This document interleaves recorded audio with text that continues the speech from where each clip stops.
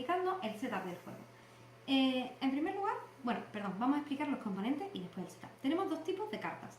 Las cartas de mercancía, que serán precisamente cartas de mercancía, y las cartas de tribu con una serie de acciones especiales. Y además tenemos estas cartas de aquí, que son las cartas de borde.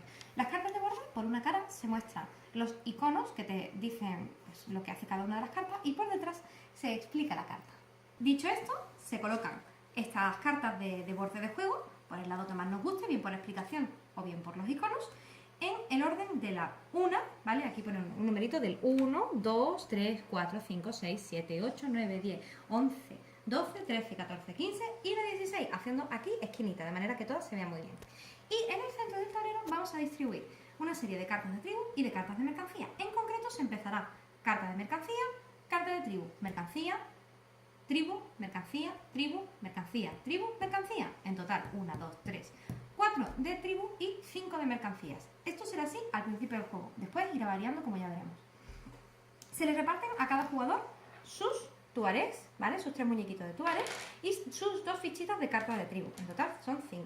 Una moneda, la ficha de jugador inicial al que corresponda, 4 marcadores de amuleto, que son los puntos de victoria al final del juego, y 2 de cada una de las mercancías. 2 dátiles, 2 pimientas y 2 sales. Una vez hecho esto, se coloca al asaltante en la casilla de nobles y podemos empezar a jugar. El juego se desarrolla en una serie de rondas. Al principio de cada ronda, lo primero que hay que hacer es mover al asaltante una casilla. Al principio del juego está en la casilla nobles, así que esto no tendremos que hacerlo. Pero a partir de la segunda ronda lo iremos moviendo una casilla. Si el asaltante llega a una casilla de asalto, se llevará a cabo el asalto a los jugadores, que consistirá en que cada uno tiene que entregar lo que diga la carta. Puede escoger entre una mercancía o una ficha de amuleto.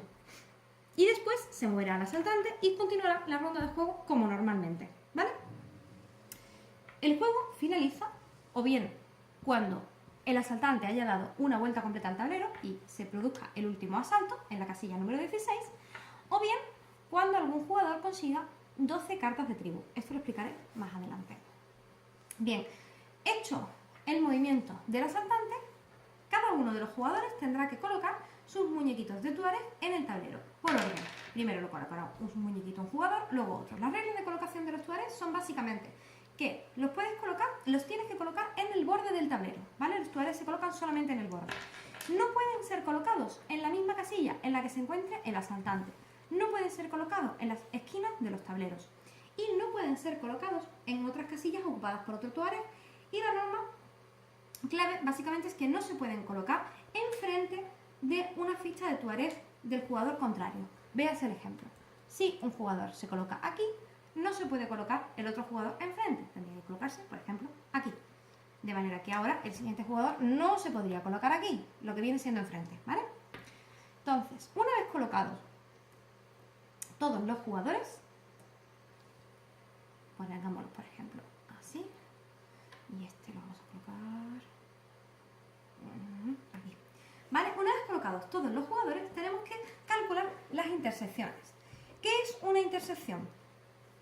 Por ejemplo, esta casillita sería una intersección y la otra intersección del jugador blanco sería esta, porque tú haces una línea imaginaria con los muñequitos que están puestos y donde se cruzan las líneas es donde tenemos que poner las intersecciones, de manera que estas serían las dos intersecciones del jugador blanco y las intersecciones del jugador azul serían aquí y aquí, ¿vale?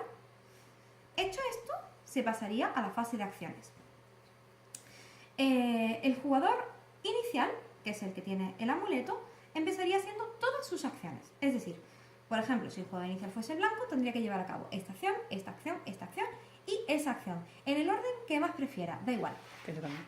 Y este también, perdón. En el orden que el jugador prefiera.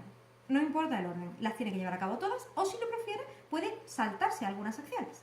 En las casillas de los bordes simplemente se cogerá el muñeco y se llevará a cabo la acción correspondiente, que como bien he dicho, vienen explicadas por la parte de atrás. Vas haciendo las acciones. En las casillas del centro son un poco más especiales. Como hemos dicho, hay dos tipos de cartas. Si es una carta de mercancía, simplemente el jugador cogerá la mercancía que corresponda, quitará esta carta que se irá al descarte y la sustituirá por una carta del tipo contrario. Si esto era una carta de mercancía, la sustituirá por una carta de tribu boca abajo, ¿vale? En cartas de tribu, el jugador la cogerá en la mano, la tomará y ahora puede decidir o de bien descartar la carta o bien quedársela en la mano. Solamente se puede tener una carta en la mano. Si ya tenemos una carta en la mano, no podremos tener otra. Las cartas que se tienen en la mano no se pueden descartar y no se pueden poner en juego a no ser que se realice la acción de los nobles. La acción de los nobles permite o bien descartar o bien jugar la carta que tengamos en la mano. Existen otra serie de cartas que también cambian un poco esta regla, pero por lo general, si no se tienen cartas que la cambien, se realiza de esa forma. Bien, una vez la tengamos en nuestra mano, si la hemos decidido descartar o quedárnosla, en ese momento la podemos jugar y la podemos bajar. ¿Cómo? Pagando lo que indica en la parte superior de la carta. Nosotros entregamos esto que nos piden y la colocamos en nuestra zona de juego. Esto es importante porque la zona de juego se irá haciendo una cuadrícula de cartas de tribu. Vamos a ir colocándola para que se vea. Se va a hacer una cuadrícula, se pondrá así, de manera que se formará. Se hará una cuadrícula de 4 por 3. Esto es importante la colocación, porque una vez que coloquemos las cartas no se podrán mover. Además, siempre se empezará colocando en la esquina y luego podremos colocar aquí o aquí. Podremos ir haciendo una fila hacia abajo o hacia allá, pero no podremos dejar huecos en medio, ¿vale? Es decir, no podríamos colocar, por ejemplo, si no tenemos esto así, ¿vale? Nosotros no podríamos decir, ¿por qué colocar esta carta aquí? ¿Vale? No. Tiene que continuar una fila, ¿vale? O una columna, que sería, esta ya estaría completa, 3 cartas. ¿Esto para qué es importante? Porque al final del juego, si conseguimos hacer una fila de 4, ¿vale? Símbolos iguales, tendremos 4 puntos. Y si conseguimos hacer filas de 4 símbolos diferentes, por ejemplo, aquí tenemos una Tuareg, un oasis, una tienda, también está el agua y, por ejemplo, este nos vale, el hombre con el camello, ¿vale? Estos serían 2 puntos, ¿vale? 4 símbolos distintos son 2 puntos. El resto de combinaciones no dan absolutamente nada. Una vez hechas todas las acciones de los jugadores, quedará un tablero tal que así, y entonces podremos pasar a darle la vuelta a las cartas para que se vean todas a la vez. Para comenzar una nueva ronda. ¿Cómo comienza una nueva ronda? Lo que dijimos antes, se mueve el asaltante, se colocan otra vez todos los quecos, se colocan las intersecciones y después el jugador pasa al jugador siguiente, que será el siguiente jugador inicial. Bien, ahora vamos a pasar a explicar también algunas normitas, como por ejemplo, en ningún momento, ¿vale? Cuando se termine la ronda, es decir, a lo largo de la ronda sí se podrán tener, pero cuando se termine la ronda no podremos tener más de 10 mercancías o más de 3 monedas de oro. Si nos sobran mercancías o monedas de oro, tendremos que descartarnos. Podemos tener más durante la ronda de juego. Esto quiere decir que podremos tener más, gastarlas, por ejemplo, en comprar cartas o lo que sea, pero cuando se cambie de una ronda a otra, se tendrán que valorar y no se podrá tener más.